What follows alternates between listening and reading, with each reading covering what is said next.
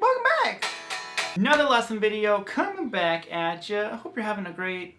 I literally don't know what day it is. Whatever day this video is up. Today, we're going to talk about sweep picking and maybe why you can't sweep pick. If you're having trouble with it, I'm going to kind of dive into a couple things that I haven't taught in my other sweep picking lessons because I kind of had like a aha moment. I was like, oh, that's kind of like something I should probably talk about in these videos. So if you want tabs for today's lesson, you can snag those down below. But other than that, we're just going to cut all the chatting and get to the lesson. Okay, so essentially I'm going to give you a couple different, almost like chord progressions, you know, they are chord progressions, but different ideas to practice. One that focuses more on the down pick, and then one that focuses more on up, and then shifting to lower strings. So 3, 4 examples, depending on how you want to look at this.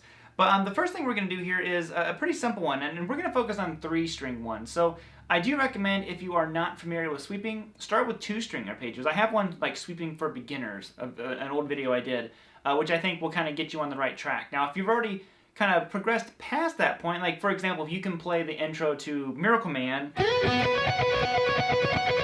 that's kind of like a down, down, up pick, then you're probably ready for this next step that I'm going to show you today. So here's the first idea that we're going to do, and it's a basic one. A lot of people teach this, but I want to show you something inside of it, because then we're going to reverse it. So here it is.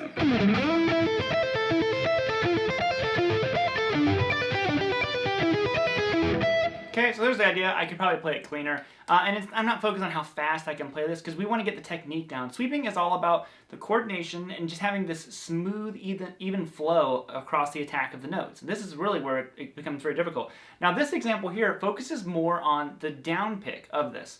Now, the secret, what I'm talking about this one, and the next one's going to focus on the up pick. And this is probably the most people that I would teach sweeping to had more trouble sweeping up than they did down. But to kind of go through this chord progression that we did here, is we're starting right here. Now, this is basically just an A minor to an F major to an E major. I'm sorry, to a G major to an E major. So you could look at it just like that. So I'm going to play 9 on the G. I'm starting with my pointer finger. There's one key thing here that happens when you cycle this. This is really where it throws people off. So I go 9 on the G, 10 on the B, 8 on the high string, and then 12 on the high. We're going to talk about the picking separately, so we'll do that here in a second. Let's just get the notes under our fingers. Okay, now that 12. Now when you play 12, you actually do a pull-off to 8, and then back to 10. Now that is one time through the lick. Okay, so every time you go back to that 9, you are restarting the sequence.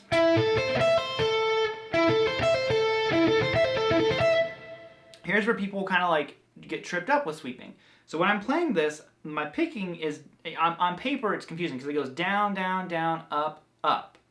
Okay, well, you can't treat those as 3 separate downs. It's actually one down that you flow across 3 strings. You know, a lot of people will reference, you know, letting your pick, it's almost like it's falling through the strings. I'm really not pushing that much. I'm just kind of,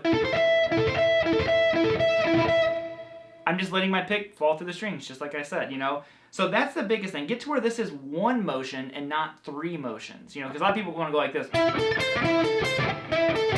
Here all the notes go do, do, do. Well, my hands are going do, do, do as well through it. But you want, just like if you were to strum a chord like that. That's the kind of like fluidity. Is that a word again? I think I say this all the time, but I never know fluidity.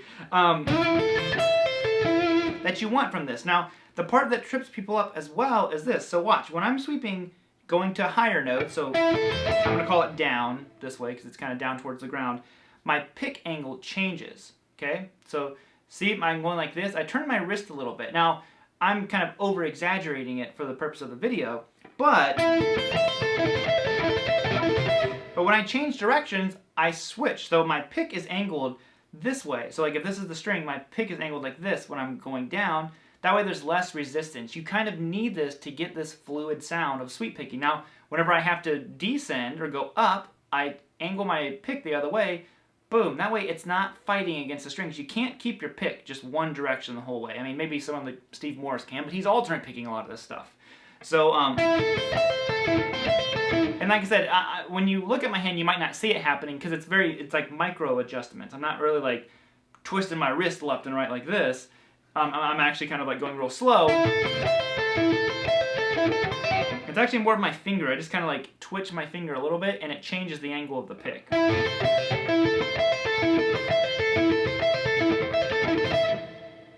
so there's that part. Now the third thing that I want to show you of this arpeggio, and I'll break down the full progression here in just a second, because the technique stays the same, the left hand changes for those, is what happens to people.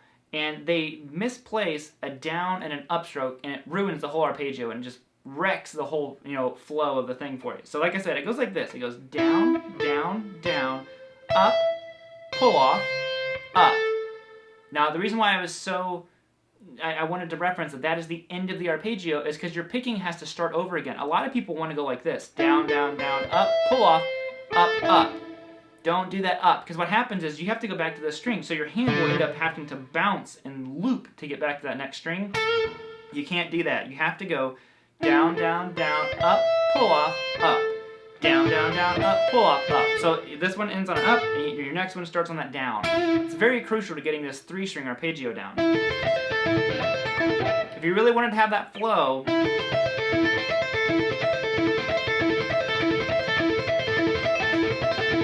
you have to do it that way.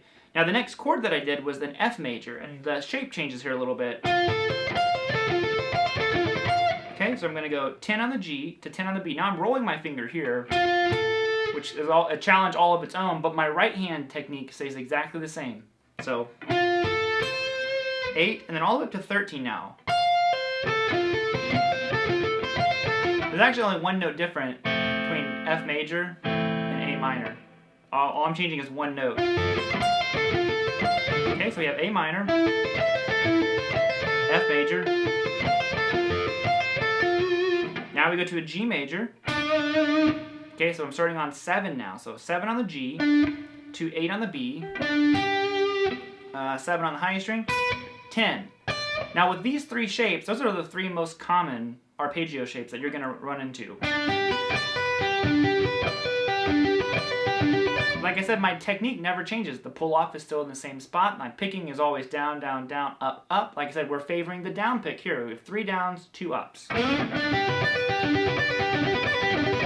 And here we have an E major, which is the same shape as the F major, just down a fret. So we're going to go 9 on the G, 9 on the B, 7 on the high string, and then 12 on the high string. Pull off back to 7, 9, and then it starts over again. Okay, so we have...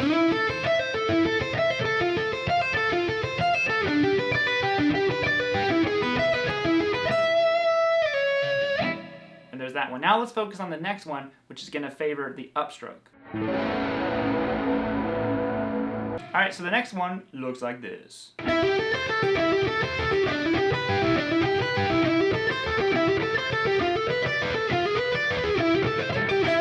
So the first one here, like I said, the picking is a little bit more intense, for me anyways, because I had to work more on the up pick than I did the down. Now, but the technique is still the same. I angle my pick, push the pick through the string, because now we have the, I guess it's more of a pull. We're pulling the pick through the strings now, working against gravity. But what I'm doing here now is I'm starting with my hammer on. Okay, so it's basically the other arpeggio flipped around. So I'm going to go 9 on the G, and I'm hammering on to 12, that pointer to pinky right there. And I start with a down. Then I go to 10 on the B.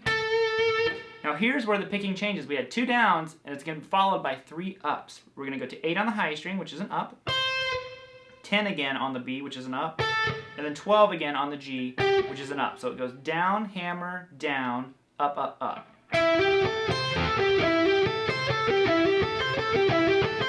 Like I said, this is just an A minor 7.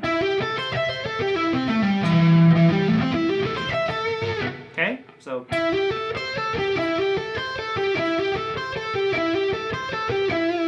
there's the first one, but like I said, watch my picking. Down, down. I watch how I kind of go past the string just so I can get these 3 ups. Up, up, up. You want to keep your hand moving in the right direction, your picking hand moving in the right direction at all times. Or at least more so than not, is a good way to look at it.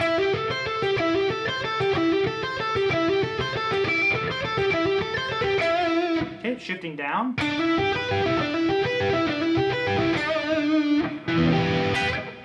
We're going to go to 7 on the G, and I'm hammering on to 9. 8 on the B, 7 on the high string. Remember? Down, hammer, down, up. Back to 8, back to 9. ups.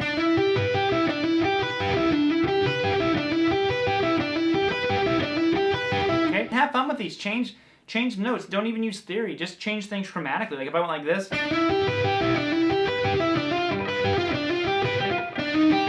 Like that sounded funky, but I wasn't using any theory. I was literally just trying chromatic notes in there. So, okay, so the next one we need to move back to the first one again.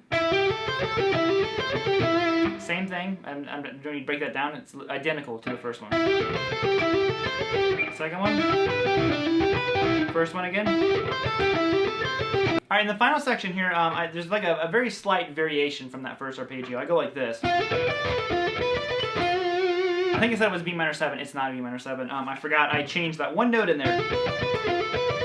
So it is a little bit different. But what I'm doing is I'm going to go 10, hammer on to 14, 12 on the B, and then 10 on the high string. Okay, then back to 12, back to 14. So it's very similar to the first shape, but my pointer finger is just back one more fret. And I threw diminished in here because why not? Diminished makes everything better. And that is just going to go 10 to 13, 12, 10, 12, 13. It's the exact same thing. I just moved this leading note here down a fret and it changes it. But the technique is all the same. I'll do it all slow and watch my right hand. The technique never changes. Everything is perfectly the same for our right hand. So we start here.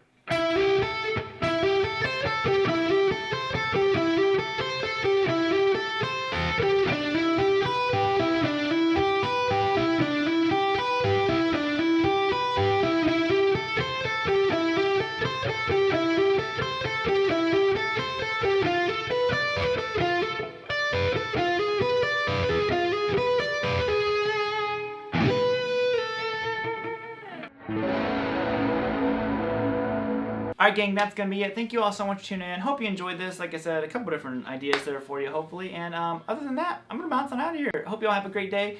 And, play some guitar, right? Always. Play your guitar.